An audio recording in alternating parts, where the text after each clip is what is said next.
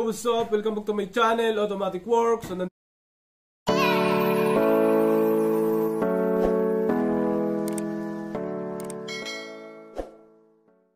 yun, Automatic Works. May customer tayong Montero.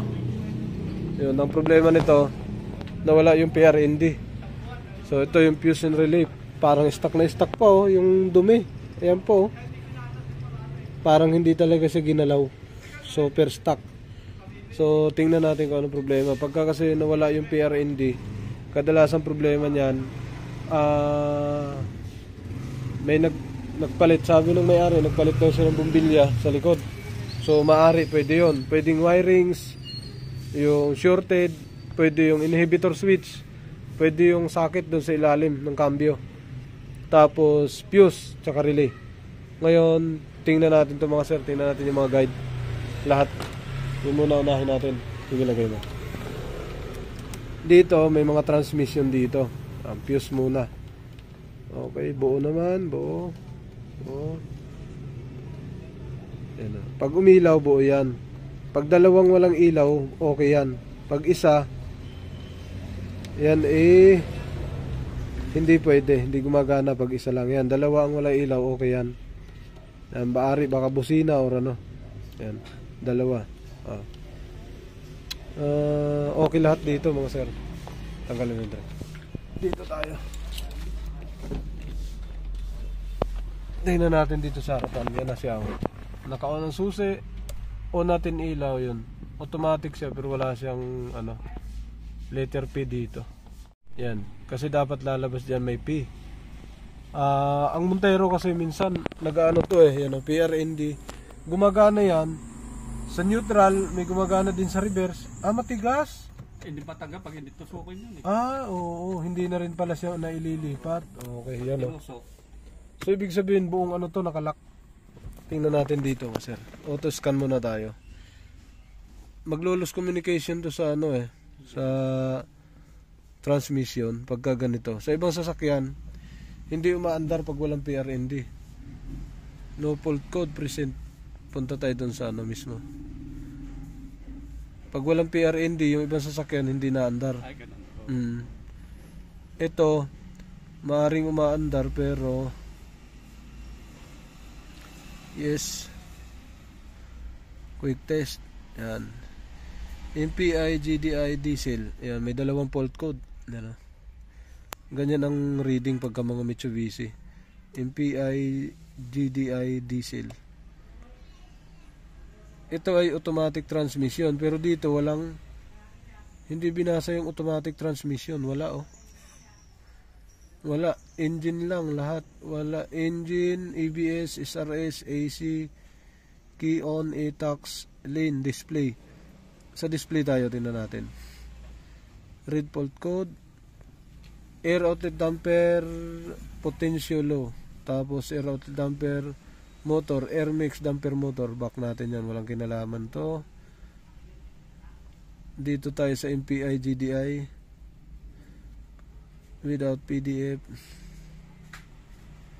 Red fault code, EBECU can time out, ESC can time out not equipped. Parang normal Back natin, hanapin natin muna yung Montero.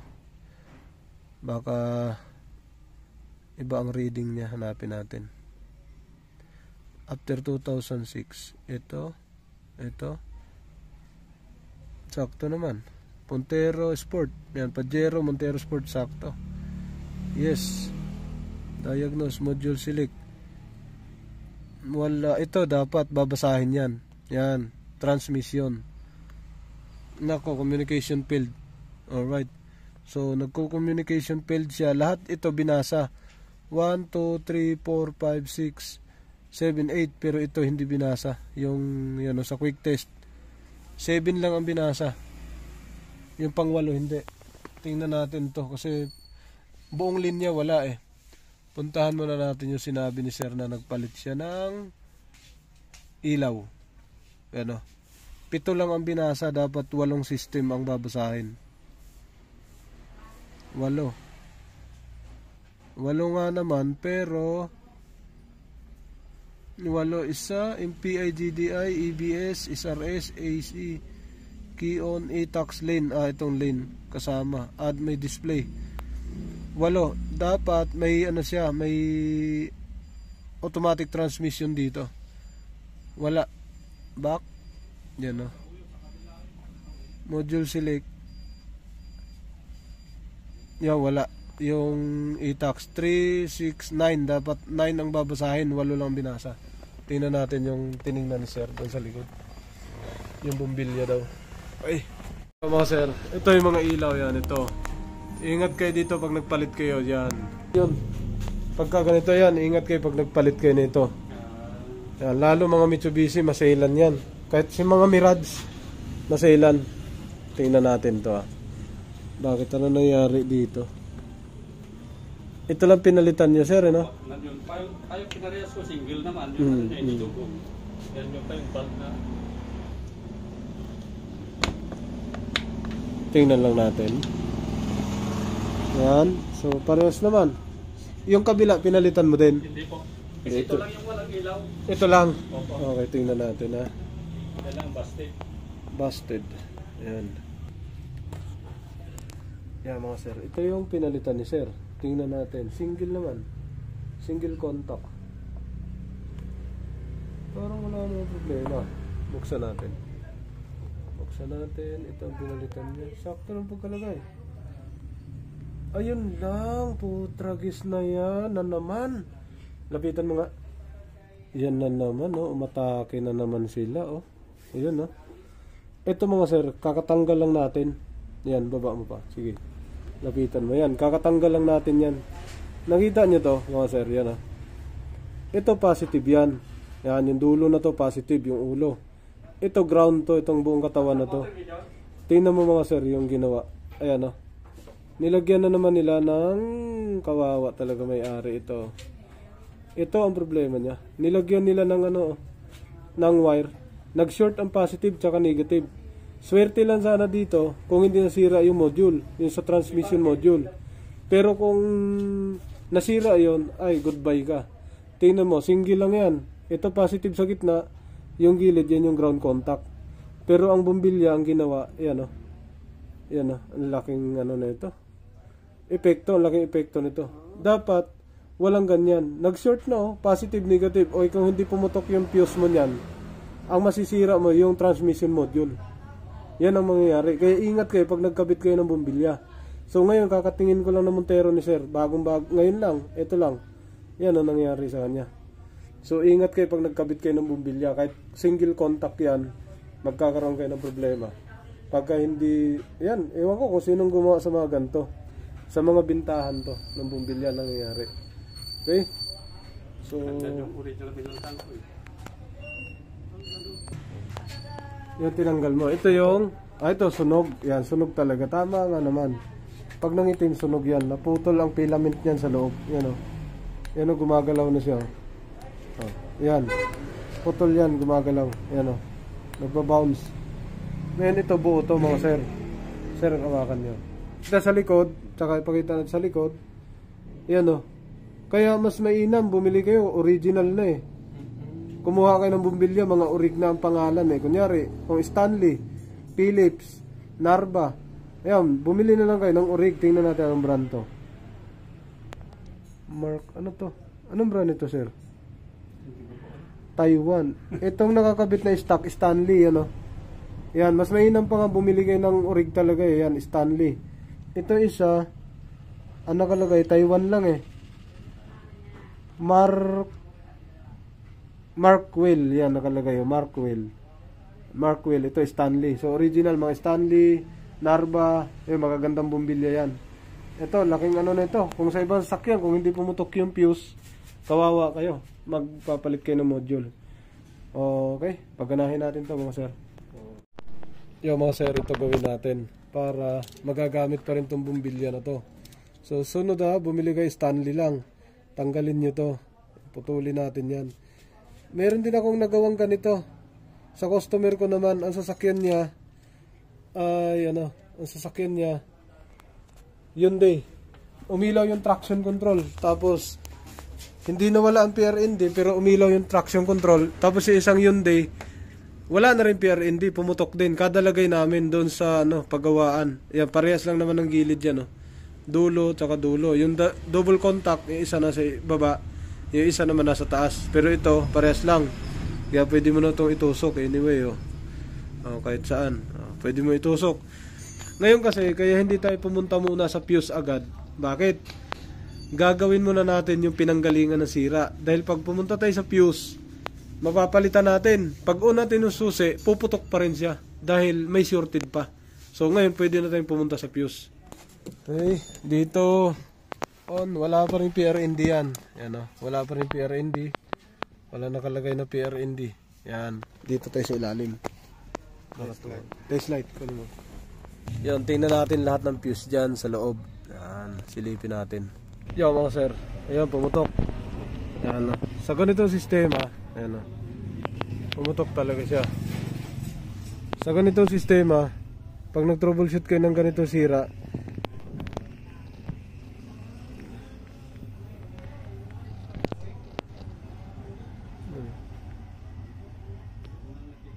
yan, putol. Pagka nag-troubleshoot kayong ganito sira, siguraduhin nyo talaga na putol, nakuha nyo muna yung trouble bago kayo magpalit ng fuse. Baka kasi magkakaproblema. Pagka pinalitan nyo lang diretso ng fuse, hindi nyo troubleshoot. Tanggalin natin. Yan, palitan natin ito. Yan, so ito lang spare ni sir na available. 7.5 na isa. Ito, 20. Lagay natin dun sa taas. Yan na mga sir, nakalagay yun sa pinakataas. Yan na. Yun, pinakataas na yun. So yun yan. So ganitong trouble, hindi sa lahat ng pagkakataon pagka nagka-problema kayo ng ganito, ito lang ang sira ng sasakyan nyo.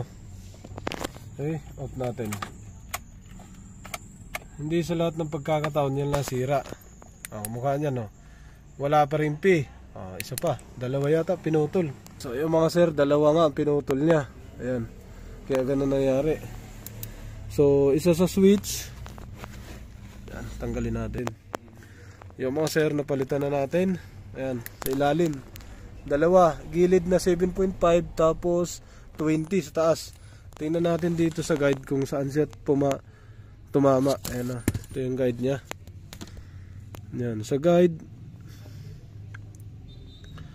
Sa guide, ang lumalabas, reverse light. Yan, reverse light ang lumalabas dito sa guide. Reverse light sa kabila. Tapos sa kabila naman, sa taas, cigarette yung nakalagay. Yan cigarette yung nakalagay. Tapos sa kabila, reverse. Yun, cigarette saka reverse yung nawala. Okay, ito na. Buksan na natin yung on na natin yung sasakyan. On natin. Yun, may letter P na siya. Ayan. Tapos subukan natin i-reverse o atras. Tingnan natin kung wala nang alog. Umaalog kasi siya tapos hindi ito nagagalaw pag pinaandar nyo. Start natin. One click. Red. Okay. Tapos yung cambio ito hindi nagagalaw noon nung pagdating. Yun tumutunog na siya pag sinundot mo dito. Ayan. Tsaka may ililipat mo na yan atras smooth. Walang alog. Naka-reverse na rin Neutral. Drive. 1, 2. Okay. Neutral. Reverse. Walang alog. Walang kaldag. Walang kaldag kahit kapraso. Drive. Walang kaldag Neutral. Walang kaldag. Reverse. Walang kaldag kahit kapraso. Park. Okay. So tingnan natin kung meron talaga. Ayan Ayan, meron na talaga siya mga sir. Ngayon, tingnan natin yung ilaw ng reverse. Pwede natin i-off. Off natin. On. Ayan. Tingnan natin kung na-ilaw yung reverse. Ayan. Tumutunog na rin sa ilalim. May ilaw na. Ayun. May ilaw na. Pakita mo nga. Gumana pati camera Yan, na-ilaw na siya mga sir Ayan. So ingat kayo sa pag ng mga ilaw. Kabit. Yung mga ilaw na nabili nyo dapat branded, mas maganda. Okay. Gumana na. Sa Banawe. Alright, off natin. Okay na to mga sir. Mga sir, sa scanning tingnan na natin. Quick test. Dapat babasahin na niya yung ETC. Ayun oh.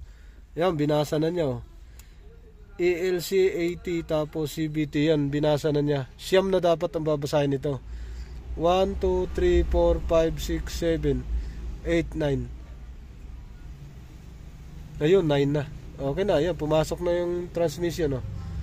Kanina hindi natin nababasa. Yan, pasok na. Okay, alright. Ayos na mga sir. Okay na to. Pwede na siyang iwan.